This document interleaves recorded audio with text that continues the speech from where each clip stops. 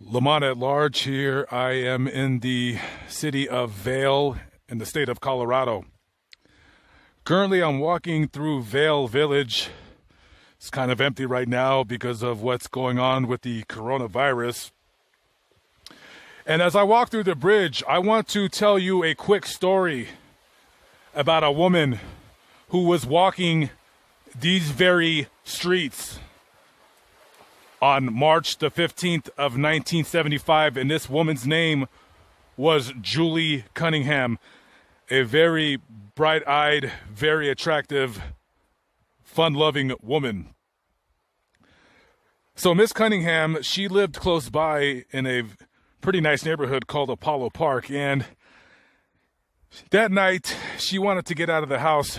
She lived in an apartment there with a girlfriend of hers, and she was having boyfriend problems. The dating scene here wasn't all that it's cracked up to be.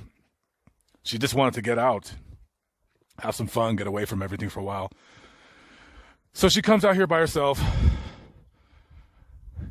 and she has a drink, sits at a bar, talking to a gentleman. She gets up to leave. As she's walking home, a man with a pair of flimsy crutches and a walking boot on his leg spots her and says, "Excuse me, miss, can you help me? I recently suffered a skiing accident and I need help with my boots. If you can help me, please put them into my vehicle." Her being a nice girl that she is, of course she helped him out. So she walks to Volkswagen Bug and he opens the trunk to the front side of it, and she starts to help him put his things in there. This man was no normal man, though. This man was known as Ted Bundy, and Julie Cunningham that night would be the second of three of his female victims here in Colorado. Bundy proceeds to pull out a crowbar and whack her in the back of the head. She immediately falls into unconsciousness. He picks up her body, places a pair of handcuffs on her, and throws her in the trunk. He then proceeds to drive the car with her in the trunk, in his own estimation, maybe about 80 miles or so, somewhere between Rifle and Glenwood, somewhere around that area, where he proceeds to rape her. After he's finished doing that, he then strangles her to death, leaves her body right there in that area, comes back to the town. The following month, he goes back to where he puts her body, and this is according to an interview that he conducted about 2 hours before he was executed. He wanted to rebury the body for some unknown reason. So he goes to do so, and then he leaves. And like I said previously, there was a reporter interviewing Ted Bundy hours before he was to be executed. The reporter later went on to say that they felt that Ted Bundy only wanted to be interviewed simply for the fact that he was just delaying his execution. Now, I cannot verify without a shadow of a doubt if Miss Cunningham's case is open or it's closed.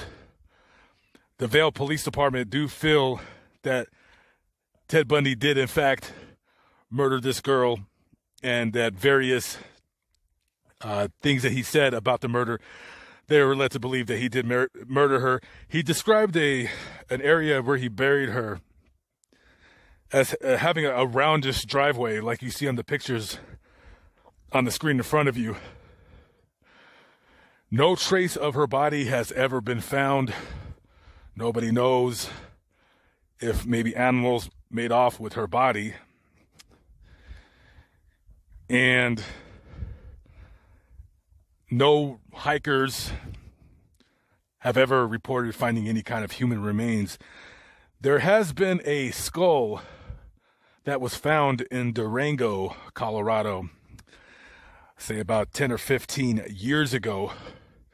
The only problem with the skull is that they cannot attach it to Miss Cunningham. I guess the dentals and the teeth are just not able to make a verified identification of the skull. So I was reading about this case, and one of the police officers here in Vail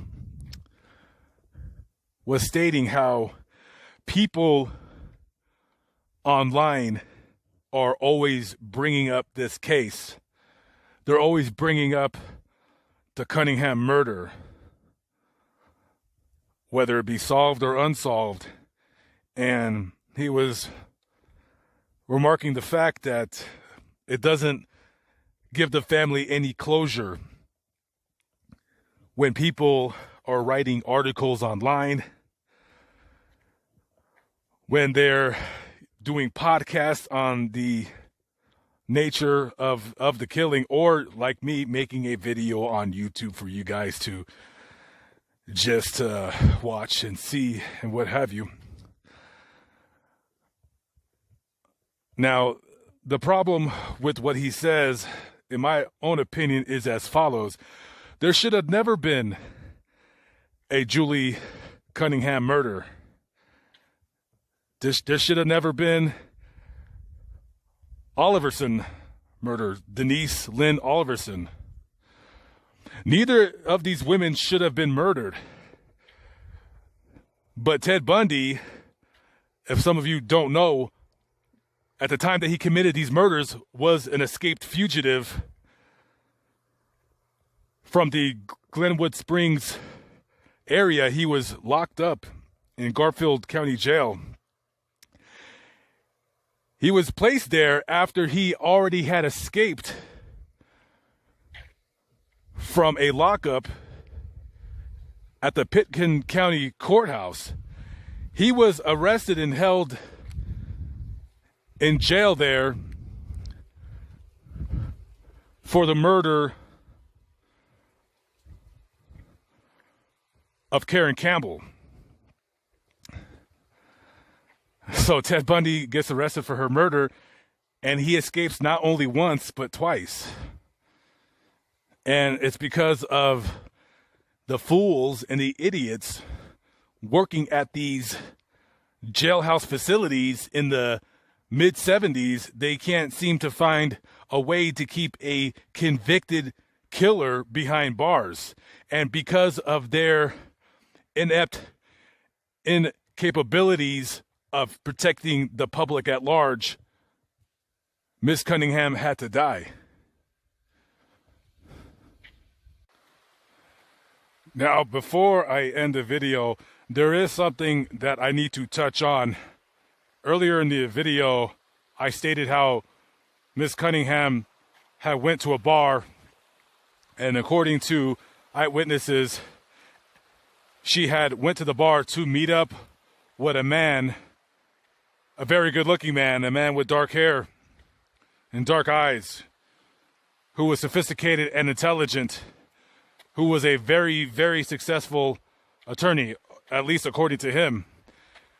And that man went by the name of Ted. Now, stories often get lost in transition, and this story took place 45 years ago, so it's not really been stated as fact if that is true or not about the man that she met, if there even was a man, or if the man in fact was Ted Bundy.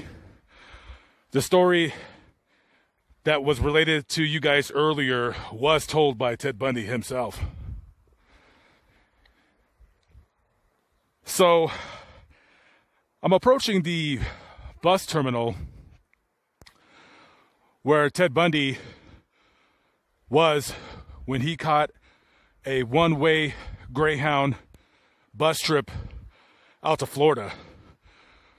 He went out to Florida where he also continued his murderous reign. Eventually, he got caught. He was tried, convicted, and sentenced to death via Florida's electric chair. A funny thing the trial judge told Ted after he sentenced him to death, as the bailiffs were leading him away, the judge tells Ted, he says, "Take care of yourself." And he says, "No, I'm serious." He says, "I really do mean that. Take care of yourself." He's told Ted Bundy, what a shame. What a shame. What a waste of humanity. You were so smart. You were so educated. You could have took your talents and used them for good. He says you could have used your talent. He could have become a successful attorney. You could have been a rich, successful lawyer, and I would have enjoyed working with you. But you took your talents and you used them to rape, strangle, and kill defenseless women.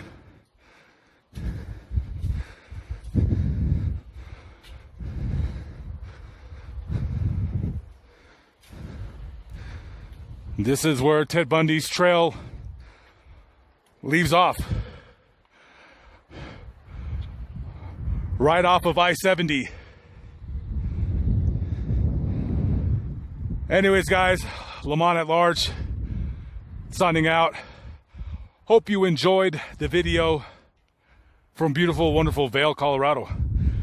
Catch up with you on the next vlog. Peace out.